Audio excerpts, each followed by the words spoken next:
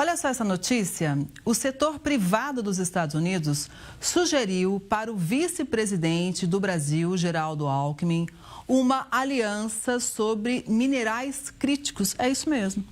O setor mineral é apontado como carta fundamental nas negociações com o governo americano. Isso porque o Brasil é um player global de mineração, especialmente em minério de ferro de qualidade, e detém a maior reserva de nióbio, a segunda maior de grafite e terras raras, além da terceira maior de níquel.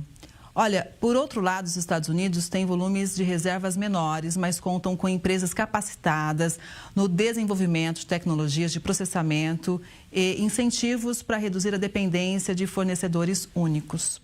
Para falar sobre esse tema, a gente faz conexão com o professor da FGV Direito Rio, da Escola de Economia da FGV São Paulo, onde lidera pesquisas e projetos sobre clima e transição verde, o Daniel Vargas. Professor, boa tarde, seja sempre muito bem-vindo. Boa tarde, Kelly. Um prazer. Olha, chegou num ponto muito sensível, né? Em ano de COP, a gente falando de meio ambiente, transição do clima. E aí, realmente, agora veio à tona, eu acho que é algo que sempre esteve ali no radar americano e agora simplesmente foi deixado às claras, né?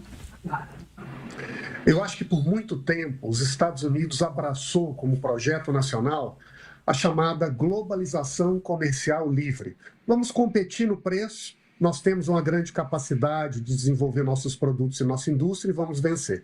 Nos últimos anos, no entanto, a tensão com a China, preocupações geopolíticas, a agenda climática, ligou um sinal de alerta lá. E eles começaram a perceber os limites dessa agenda global de comércio livre baseado no preço.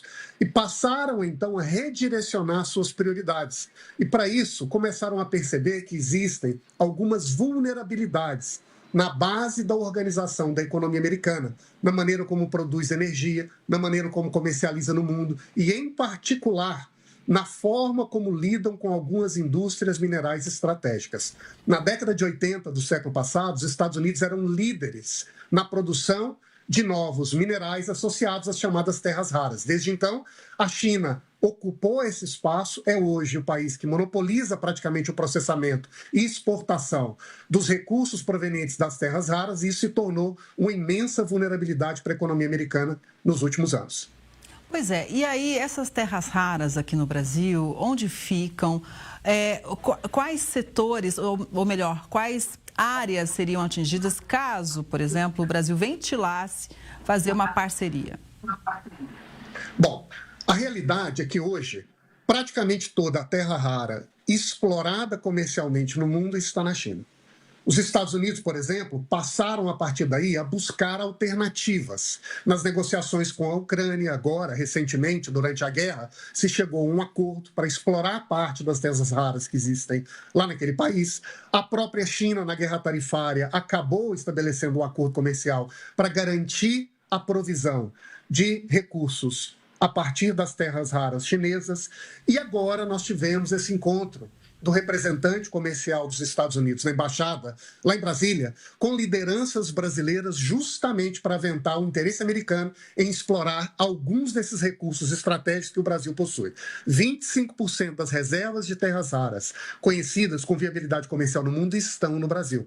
Algumas espalhadas, Minas Gerais, Maranhão, Goiás, outras ainda sendo mapeadas e compreendidas, mas com um potencial de atender essa demanda americana.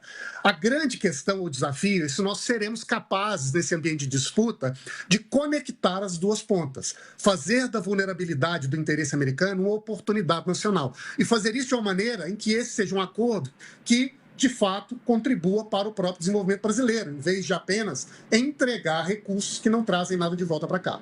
Pois é, e a gente vai vendo realmente como vários fatores vêm se somando, né, essa guerra toda comercial. A gente, quando analisa assim de uma forma muito objetiva, às vezes acha que é só por uma ótica, e não. São vários fatores, por isso que tem que ter muita diplomacia, né, professor?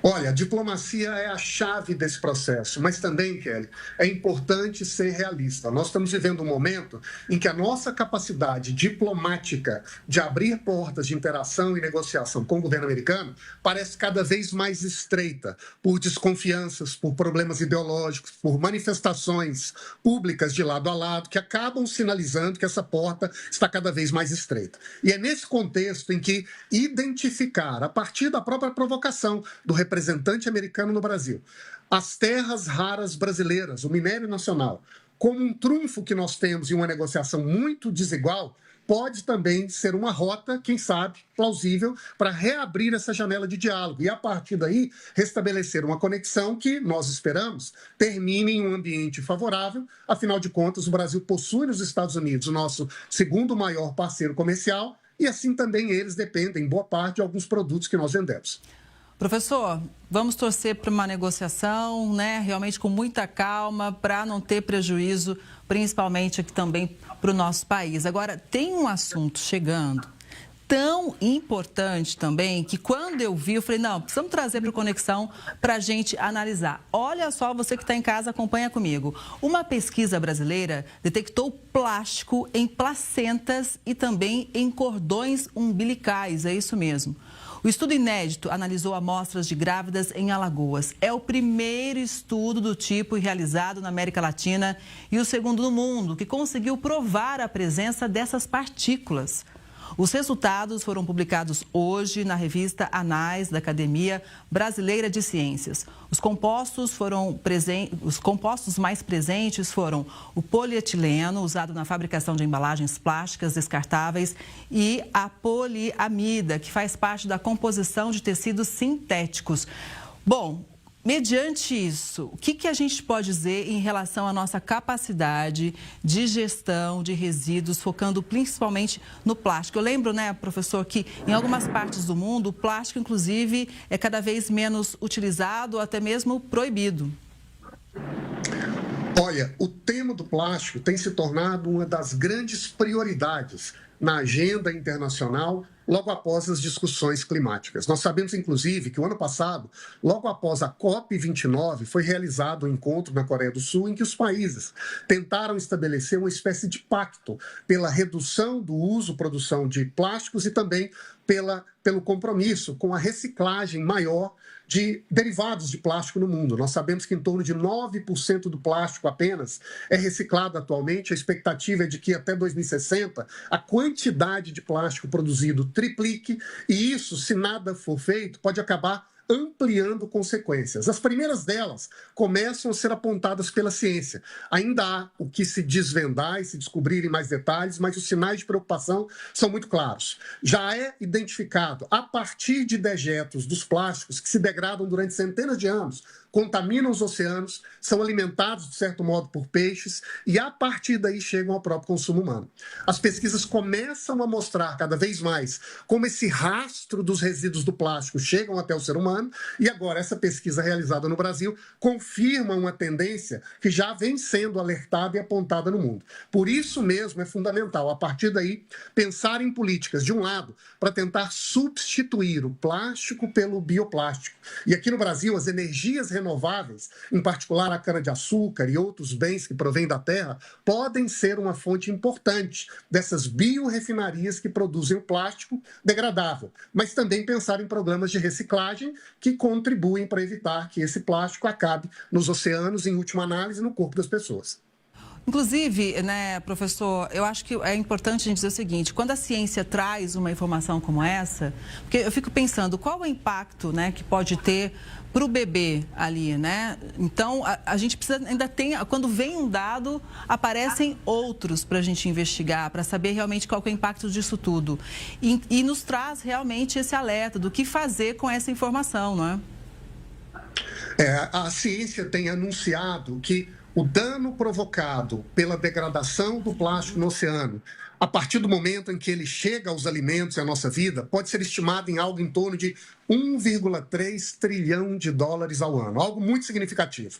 E a partir que os estudos avançam, eles começam a detalhar, especificar o impacto disso, em particular, nas economias locais e na vida das pessoas. A partir dos estudos que foram divulgados agora, a tendência é que haja outros. No Brasil, inclusive, esse próprio grupo científico, em parceria com a Universidade do Havaí, pretende agora expandir a sua amostra de pessoas que são pesquisadas e, a partir daí, identificar com mais clareza como esse plástico, de fato, se instala na placenta, passa para o bebê e o que isso pode causar em termos de dano à saúde e, em última análise, à economia e à vida das pessoas. Não temos ainda esses detalhes específicos, mas os sinais já são suficientemente preocupantes para provocar ações e, quem sabe, medidas que sejam relevantes para combater esse problema. Professor, sempre bom te ouvir, viu? Muito obrigada. Um ótimo final de semana e até a próxima.